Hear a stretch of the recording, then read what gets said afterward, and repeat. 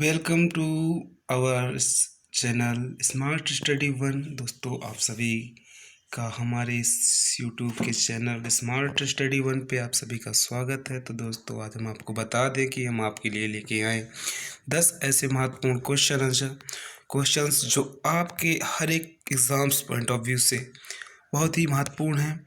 आप चाहे कोई भी कॉम्पिटिटिव एग्ज़ाम्स यानी गवर्नमेंट एग्ज़ाम्स की तैयारी कर रहे हैं तो ये इस प्रकार क्वेश्चन आपको अक्सर देखने को मिल जाएंगे।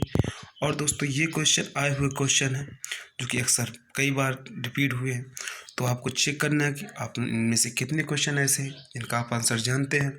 अगर आप इन सभी का आंसर में से ज़्यादा से ज़्यादा स्कोर कर जाते हैं तो आप अच्छी तैयारी कर रहे हैं। और प्लीज़ आप हमें कमेंट सेक्शन में बताइएगा तो इससे हम जान सकें कि आप कितनी तैयारी करते हैं। तो चलिए दोस्तों, देरी न करते हुए हमारा पहला क्वेश्चन है, सल्तनत काल में सबसे बड़ा शासन काल किसका रहा है? तो ऑप्शन ए है Mahmud Ghaznavi, option B Qutbuddin Aibak, option C Bahlol Lodi, option D है अलाउद्दीन खिलजी। तो इसका राइट आंसर हो जाएगा बहलोल लोदी। चूँकि ये लोदीज लिख गया है, ये लोदी है, चुनी जा काट दीजिएगा आप। तो बहलोल लोदी है। तो दोस्तों, जो बहलोल लोदी हैं, हम बता दें इससे संबंधित जानकारी, इन्होंने 38 साल शासन किया था। और जो लोदी वंश है सल्तनत काल में, लोदी वंश के संस्थापक भी यही थे। तो दोस्तों, आप याद रखना। चलिए अपने अगले क्वेश्चन की ओर चलते हैं। सेंधोवासी किस प्रकार के वस्त्र धारण करते थे? दोस्तों, आपको बताना है कि जो सिंधु घाटी सभ्यता के लोग हैं वो किस प्रकार के वस्त्र धारण करते थे। आपको याद रखना है कि जो सेंधो लिखा हुआ है दोस्तों, तो एक्चुअल में सिंधु है, सेंधो नहीं है। तो आप याद रखिएगा। तो ऑप्शन है रेशमी वस्त्र, ऑप्शन बी ऊनी वस्त्र, ऑप्शन सी सूती वस्त्र, ऑप्शन डी है बी और सी यानी ऊनी और सूती वस्त्र। तो दोस्तों, इसका राइट आंसर हो जाएगा बी और सी। तो दोस्तों, आपको याद रखना है जो सेंधोवासी यानी सिंधु घाटी सभ्यता से संबंधित लोग हैं, ये दोनों प्रकार के वस्त्र धारण करते थे यानी ऊनी भी और सूती भी। चलिए अगले क्वेश्चन की ओर चलते हैं। क्वेश्चन तीसरा है, राजा अशोक जो सम्राट अशोक थे, सम्राट अशोक थे, उनका युद्ध जो हृदय परिवर्तन हुआ था वो किस युद्ध के बाद हुआ था? तो ऑप्शन है कलिंग युद्ध के बाद, ऑप्शन बी पोरस युद्ध के बाद, ऑप्शन सी वितास्ता युद्ध के बाद। तो दोस्तों, आपको बताना है कि राजा अशोक यानी सम्राट अशोक का हृदय परिवर्तन किस शासन के बाद, किस युद्ध के बाद हुआ था? तो ऑप्शन इसका ए हो जाएगा कलिंग युद्ध के बाद। दोस्तों, कलिंग कहाँ है इस समय? उड़ीसा में, यानी प्रेजेंट में इसकी क्या है? उड़ीसा। जो उड़ीसा का पूर्वी क्षेत्र है, ये क्या है हमारा? कलिंग का क्षेत्र है। तो दोस्तों, चलिए देरी न करते हुए क्वेश्चन की ओर चलते हैं। क्वेश्चन चौथा, अशोक ने किस बौद्ध भिक्षु से बौद्ध धर्म की दीक्षा ली थी?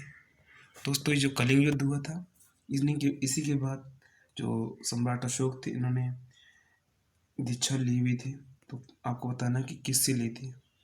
तो इसका राइट आंसर हो जाएगा, क्योंकि राइट आंसर देने से पहले आप इसके ऑप्शन देख लीजिए। Upagupta, option B Nagasena, option C Gautam Buddha, option D Shrigupta. तो दोस्तों, आपको बताना है कि इसमें से किस बौद्ध भिक्षु से सम्राट अशोक ने बौद्ध धर्म की शिक्षा ली थी। तो इसका राइट आंसर हो जाएगा उपगुप्त यानी ऑप्शन ए। तो चलिए अगले क्वेश्चन की ओर चलते हैं। राष्ट्रीय आदर्श वाक्य सत्यमेव जयते किस उपनिषद से लिया गया? तो दोस्तों, आपको बताना है जो राष्ट्रीय वाक्य सत्यमेव जयते किस उपनिषद से लिया गया। तो इसका ऑप्शन ए हो जाएगा मुंडकोपनिषद से, ऑप्शन बी ऋग्वेद से, ये तो वेद है, ऑप्शन सी सामवेद ये भी वेद है, ऑप्शन डी अथर्ववेद यानी तीनों वेद हैं। दोस्तों, आपको इससे पता चल रहा होगा कि हमारा ऑप्शन ए सही है यानी मुंडकोपनिषद से। यानी मुंडकोपनिषद से क्या है, जो आदर्श वाक्य अपना राष्ट्रीय वाक्य जिसे बोलते हैं सत्यमेव जयते, यानी हमेशा सत्य की ही विजय होती है, इसका अर्थ है। तो दोस्तों, ये किससे लिया गया है? मुंडकोपनिषद यानी उपनिषद से लिया गया है और उसका नाम है मुंडकोपनिषद से। चलिए दोस्तों, अगले क्वेश्चन की ओर चलते हैं। हमारा क्वेश्चन है, खानवा का युद्ध किस किस के बीच हुआ था? तो ऑप्शन ए हमारा दिया हुआ है बाबर एवं हुमायूं के बीच, और ऑप्शन है बाबर एवं राणा सांगा के बीच, ऑप्शन सी है बाबर एवं मेदिनी राय के बीच, ऑप्शन डी इनमें से कोई नहीं।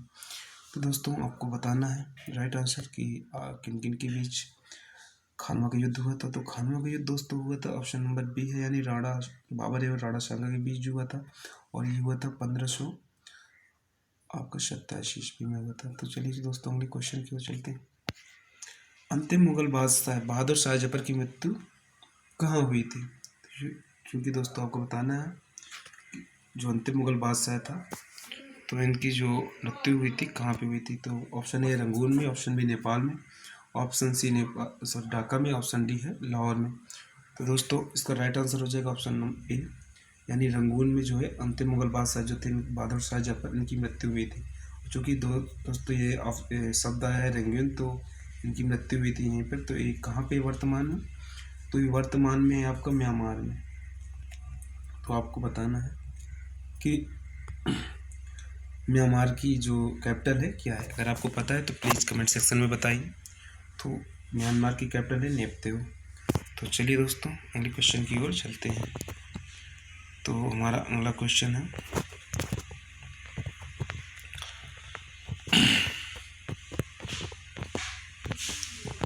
अगला क्वेश्चन 8वां है, प्रार्थना समाज के संस्थापक कौन थे? Option A Dayaram Sahni, option B Atmaram Pandurang, option C है स्वामी दयाराम सरस्वती, ऑप्शन डी राजा राम मोहन राय।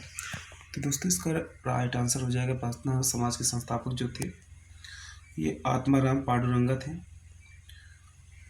तो दोस्तों आपको बताना है अगला क्वेश्चन, ब्रह्म समाज की स्थापना किसने की थी? तो ऑप्शन ए है स्वामी दयाराम सरस्वती ने, ऑप्शन बी राजा राम मोहन राय ने, ऑप्शन सी है आत्माराम पांडुरंगा, ऑप्शन डी विनोबा भावे ने। तो दोस्तों इसका राइट आंसर हो जाएगा ऑप्शन बी राजा राम मोहन राय ने ब्रह्म समाज की स्थापना की थी। और आर्य समाज की स्थापना दोस्तों की थी स्वामी दयाराम सरस्वती ने। आत्माराम पांडुरंगा ने अभी आपने देखा कि किसकी स्थापना की, प्रार्थना समाज की स्थापना जो है की, यानी प्रार्थना समाज की संस्थापक ने किस थी? आत्माराम पांडुरंगा ने की थी। दोस्तों ये 9वां क्वेश्चन और आज का अपना आखिरी क्वेश्चन है 10वां। और आपको बताना है कि इतिहास के जनक किसे कहते हैं? ऑप्शन ए है Herodotus, option B Archimedes, option C अरस्तु, ऑप्शन डी प्लानी। तो दोस्तों आपको बस राइट आंसर बताना है। तो दोस्तों इसका राइट आंसर हो जाए ऑप्शन ए यानी हेरोडोट्स। दोस्तों हेरोडोट्स को इतिहास का जनक कहते हैं। तो दोस्तों आप प्लीज़ बताइएगा कि आपने कितने ऐसे क्वेश्चंस थे जिसका आपने सही से आंसर किया। अगर आपने 10 में से कम आप 8 क्वेश्चन आंसर लाते हैं तो ये समझिए कि आपकी तैयारी बहुत अच्छी चल रही है। और अगर आप इसमें से 6 या 7 लाते हैं तो आपको भी और तैयारी करने की ज़रूरत है, और 8 वालों की भी। बट आप इसमें 10 में से 10 लाएँ तो आप समझिए कि सबसे बेहतरीन तैयारी कर रहे हैं। तो चलिए दोस्तों आज का अपना क्वेश्चन ऑफ द डे देख लेते हैं क्या है। दोस्तों आज का अपना क्वेश्चन ऑफ द डे है, जनसंख्या 2011 के अनुसार साक्षरता दर किस राज्य में सबसे अधिक रही है?